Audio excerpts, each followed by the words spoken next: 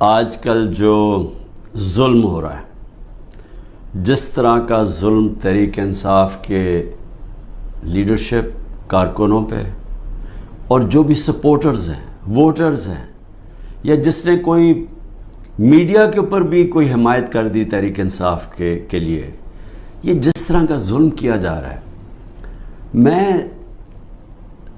مجھے کئی دفعہ خیال آتا ہے کہ کیا کوئی خوف خدا نہیں ہے؟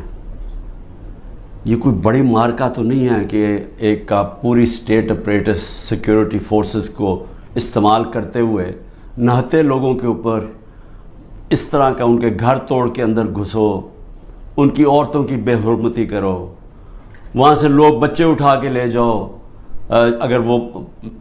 اگر وہ جس کو ڈھونڈنے آیا وہ نہیں ہے، ان کے والد کو اٹھا کے لے جاؤ، چیزیں توڑ دو، گھر لوٹ لو۔ پھر ایک اور دھندا چل پڑا۔ اب یہاں کیا کرتے ہیں، یہ پولیس جا کے کہتی ہے، کسی کو پکڑ لیتی ہے، جی آپ کا جیو فینسنگ میں نام آ گیا ہے کہ آپ اس جگہ پہ تھے، ان سے پھر پیسے لیتی ہے، 15 لاکھ روپیہ ریٹ بن گیا ہے، 15 لاکھ سے شروع ہوتے ہیں، کئیوں کو 5 لاکھ دیتے ہیں، کوئی 10 لاکھ دیتا ہے، کوئی 15 لاکھ دیتا ہے، ان کو نہیں تو کہتے ہیں ہم آپ کو پکڑ کے اندر ڈال دیں گے، کیونکہ اب تو کسی کو بھی پکڑ سکتے ہیں۔ یہ تو لائسنس مل گیا ہے اس ملک میں ظلم کرنے کا، آپ کسی کو بھی پکڑ کے جیل میں ڈال دیں، جی ایم پی او کے اندر جیل میں ڈال دیے۔ یعنی یہ میں سوال یہ پوچھتا ہوں کہ کوئی خوف خدا ہے؟ کیا آپ کو ڈر ہے کہ آپ کتنی دیر زندہ رہیں گے؟ آپ کو اوپر والے کو جواب دینا پڑے گا کہ یہ جو آپ کر رہے ہیں اپنے لوگوں سے۔ میں یقین دلاتا ہوں کہ یہ جب اس طرح کی چیزیں ان جو اپنی قوم نہیں ہوتی، مثلا ہندوستان کی فوج جو کشمیریوں سے کر رہی ہے، یا اسرائیل کی فوج جو فلسطینیوں سے کر رہی ہے، میں آپ کو یقین دلاتا ہوں کہ وہاں بھی کوئی چیک ہو جاتا ہے۔ ایک افغانستان کے اندر ایک سب سے آسٹریلیا کا جو ڈیکوریٹڈ سیکیورٹی فورسز کا آدمی تھا، جس کو سب ہیرو مانتے تھے، جو اس کے جو تغمے ملے ہوئے تھے جس کو، اس کے اوپر ان کے کئی فوجیوں نے کہا جی اس نے افغانیوں کو ان کو غلط قتل کیا، اس کے اوپر ایکشن لیا گیا کہ دوسروں کے خلاف بھی اس نے اگر غلط کام کیا سزا ملی اس کو۔ تو ہم تو آج ایک عجیب سے حالات دیکھ رہے ہیں، اور جو بھی اس کے پیچھے سوچ ہے اس کو تو کوئی خوف نہیں ہے کہ میں نے ایک دن اللہ کو جواب دینا ہے۔ اور یہی ہماری بدقسمتی ہے کہ یہ وہ ملک جو بنا تھا اسلام کے نام پہ، بہت بڑے پرنسپلز اسلام کے تھے۔ جب میرے نبی صلی اللہ علیہ وسلم جنگ پہ نکلتے تھے تو انسٹرکشنز دیا کرتے تھے کہ عورتوں کو، بچوں کو، بوڑھوں کو، بلکہ وہ تو کہتے تھے درخت بھی نہیں آپ نے کاٹنے۔ یعنی ایسی جو ہمارا جو سویلائزیشن، جو ہمارا عظیم لیڈر تھا، وہ کس طرح کی ایک سوچ رکھتے تھے انسانیت کے طور پہ، اور پھر جو ان کا انصاف کا پیمانہ تھا وہ کس لیول کے اوپر تھا، اور اس لیے تو وہ دنیا کی عظیم قوم بنے۔ تو آج حالات دیکھیں، وہ ملک جو اسلام کے نام پہ بنا تھا، نہ یہاں کوئی انصاف رہ گیا ہے، نہ کوئی انسانیت رہ گئی ہے، نہ کوئی اسی کو فکر ہے کہ عدالتیں کیا کہہ رہی ہیں، نہ فکر ہے کہ یہ عورتیں ہیں، ان سے ہمارا تہذیب، ہمارے دین ہمیں کہتی ہے کہ ایک ان کی عزت کرو، ان کا دھیان رکھو، نہ ان کی فکر ہے۔ 15 سال کے بچوں کو اٹھا کے لے گئے ہیں، بوڑھوں سے جو کیا ہے، جو ہمارے کارکنوں، ہمارے لیڈرشپ، عثمان ڈار، اس کے گھر میں گھس کے اس کی والدہ سے جو کیا، جو اسلم اقبال، ان کی والدہ آکسیجن کیا ہے، اس سے جو کیا ہے، تو مجھے تو حیرت ہوتی ہے کہ کوئی اس میں کوئی آپ میں شرم نہیں ہے، کوئی خوف نہیں ہے اللہ کا۔ شہریار افریدی کا بھائی فوت ہو جاتا ہے، شہریار افریدی کو اجازت نہیں دی جاتی اپنے بھائی کی فوتگی، اس کے جنازے پہ جایا جائے۔ ہمارے دور میں نواز شریف کی بیوی فوت ہوئی، 4 دن گزارنے کے لیے دیا ہم نے۔ تو یہ کون سا جرم کیا شہریار افریدی نے؟ کوئی پتہ تو چلے کہ جرم کیا ہے۔ کیا جرم یہ کیا ہے کہ پرامن احتجاج کرنا ہمیں ہمارا آئین ہمیں حق دیتا ہے. پرامن احتجاج کیونکہ یا تو یہ ثابت کرے نا کہ کسی نے توڑ پھوڑ کیا ہے, ہم آپ کی مدد کریں گے. ہم ہتھیار بیٹھے ہیں, آپ بتائیں کہ کور کمانڈر ہاؤس کسی نے جلایا یا کسی نے کوئی پولیس کی گاڑی جلائی ہو, ہم کہتے ہیں کہ ہم پہلے دن سے کہہ رہے ہیں کہ ہم ان کو, یہ مجرم ہیں قوم کے. لیکن کتنی گاڑیاں جلی, کتنے آگ لگی کور کمانڈر ریڈیو پاکستان, کتنے ہوئے, 10 ہوں گے, 8 ہوں گے, کیا ہوں گے؟ نہ اس کے اوپر کوئی تحقیقات کی. ابھی تک سی سی ٹی وی کیمرہ کی فوٹیج نہیں آئی جو کہ کور کمانڈر گھر میں ہوا ہے. کیپٹل ہل میں جب ٹرمپ کے فالوورز نے گھس کے وہاں جب گھس گئے تھے, پہلی چیز کیا, ہیڈ آف پولیس کو معطل کیا گیا. یہاں پوچھے دندراتا پھر رہا ہے جو پنجاب کا آئی جی, اسے پوچھا کہ یہ تمہیں جب سارا پتہ تھا کہ کراؤڈ آ رہا ہے کیوں نہیں آپ نے پروٹیکشن دی, اور کس کو فائدہ ہوا اس سے؟ سوال میرا یہ ہے کہ یہ جو 9 مئی کا فائدہ کس کو ہوا؟ تحریک انصاف کو نہیں ہوا. جس کو فائدہ ہوا وہ ذمہ دار تھا 9 مئی کا.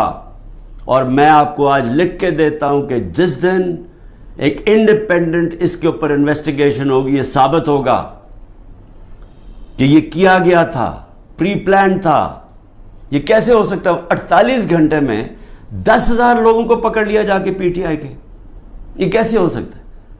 کیا لسٹیں بن گئیں 48 گھنٹے میں؟ پتہ بھی چل گیا کدھر ہے, اور ایک دم جا کے سارا کریک ڈاؤن کر دیا؟ یہ کہ ماننے والی بات ہے؟ پہلے سے پلان کیا ہوا تھا.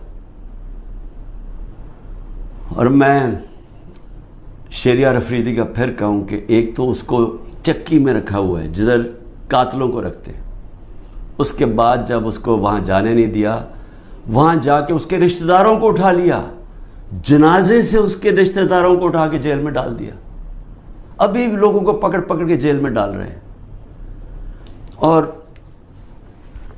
سب سے جو افسوسناک بات یہ ہے کہ جس طرح لوگوں کو جیلوں میں رکھا ہوا ہے, جن کنڈیشنز میں لوگوں کو جیلوں میں رکھا ہوا ہے, جس طرح کے شہریار افریدی, ان کو منسٹر رہ چکے ہیں, ان کو کلاس بی یا جو بھی جیل ہوتا ہے اس کے اندر فیسلٹیز دی جاتی ہیں.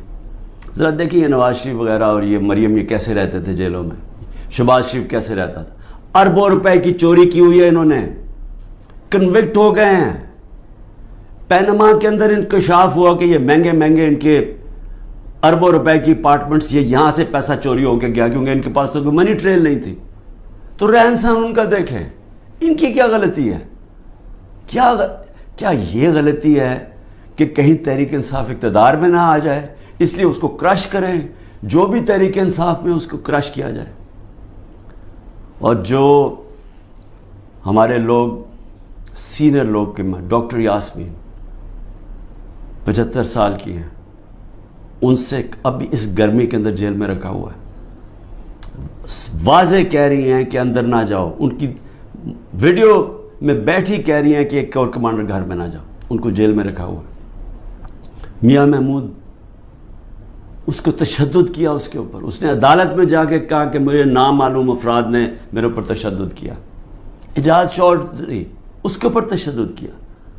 تو یہ سارے جو ہمارے لوگوں کو اندر ڈالے ہوئے, علی محمد وہ ایک نکلتا ہے پھر جیل میں ڈال دیتے ہیں. بس صرف ایک کہہ رہے ہیں جادو کا لفظ کہ جی میں پی ٹی آئی چھوڑ رہا ہوں تو ان کے اوپر سب کچھ معاف ہو جاتا ہے, سارے قتل معاف ہیں, دہشت گردی سب کچھ معاف ہے. تو یہ ایسا تو اس طرح کا تو جدھر انصاف نام کی چیز ہی ختم ہو گئی ہے. یہ نظام جو چل رہا ہے, کیا اس سے یہ آپ حاصل کر لیں گے یہ جو کرنے جا رہے ہیں کہ کسی طرح تحریک انصاف کرش ہو جائے گی؟ میں آپ کے سامنے آج بیٹھ کے میں یہ دعویٰ کرتا ہوں, آپ جو مرضی کر لیں آپ تحریک انصاف کو نہیں روک سکتے. جتنا مرضی ظلم کریں گے تحریک انصاف کا ووٹ بینک بڑھتا جا رہا ہے. یہ لوگ بھیڑ بکریاں نہیں ہیں. انسانوں میں اور جانوروں میں فرق ہوتا ہے. انسانوں میں جب شعور آ جائے, وہ جو انگلش میں فریز ہے an idea whose time has come, جب ایک دل میں اور دماغ میں ایک سوچ جب آ جاتی ہے انسانوں کی آزادی کی, کوئی طاقت اس کو نہیں روک سکتی. تو میری یہ جو کیا جا رہا ہے، یہ جو ظلم ہے، نفرتیں بڑھ رہی ہیں، اداروں کے خلاف نفرتیں بڑھ رہی ہیں، یہ ہمارے ملک کی تباہی ہے، یہ دشمنوں کا فائدہ ہے۔ تو میں 2-3 چیزیں اور کہنا چاہتا ہوں ختم کرنے سے پہلے، کہ میرے اوپر 150 کیسز سے زیادہ کر دیے، میرے اور لوگوں کے اوپر بھی کیسز ہیں، میرے پہ 150 سے زیادہ کر دیے، اور جس طرح کے کیسز ہو رہے ہیں دنیا میں مذاق اڑا ہے پاکستان کا۔ کوئٹہ میں قتل ہوتا ہے، مجھے پتہ بھی نہیں، وہ اس کیس کا بھی مجھے نہیں پتہ۔ وہ جو کیس میرے جو وکیل ہیں وہ مجھے کہتے ہیں کہ وہ کیس کی کوئی حیثیت ہی نہیں ہے، ایک کسی شہری نے کہہ دیا کہ جی عمران خان نے غداری کی ہے، تو وہ یعنی وہ اس کیس نے چلنا ہی نہیں تھا، مجھے پتہ ہی نہیں ہے، وہاں قتل ہوتا ہے۔ 4 گھنٹے کے بعد لا منسٹر میرا نام لے لیتا ہے کہ میں نے قتل کیا، اور میرے اوپر اس کے بعد 40 گھنٹے کے بعد وہ بیٹے کو پولیس میں رکھتی ہے، اور وہ بیٹا کہتا تھا جی عمران خان نے قتل کیا، 302 ہو جاتی ہے۔ اب یہ سوچیں کہ میرے اوپر جب قاتلانہ حملہ ہوتا ہے، میں تو کیس نہیں میری تو FIR نہیں کٹتی، مجھے کئی جگہ بھی JIT میں مجھے کہتے جی ثبوت دو، بھئی انہوں نے ثبوت دیے تھے کیا؟ یہ جو میرے اوپر 302 ہوا ہے اس کے اوپر ثبوت دیا تھا کوئٹہ میں کہ میں اس میں ملوث ہوں؟ جب ضلع شاہ کا جب قتل ہوا تو میرے اوپر ڈال دیا 302 پھر سے، کیا ثبوت ڈھونڈے تھے کہ کیوں میرے اوپر 302 ڈالا؟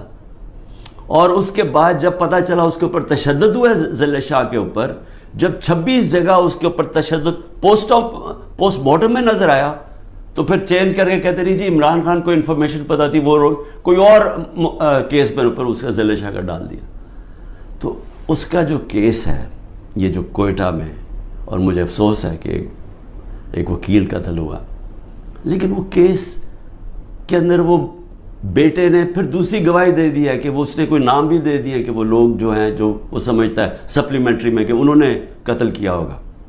اس کی بیوی کی وہ ویڈیو چل رہی ہے، اس نے کہا میرے دیور نے قتل کروایا ہے، سارے کوئٹہ کو پتہ کہ خاندانی دشمنی تھی۔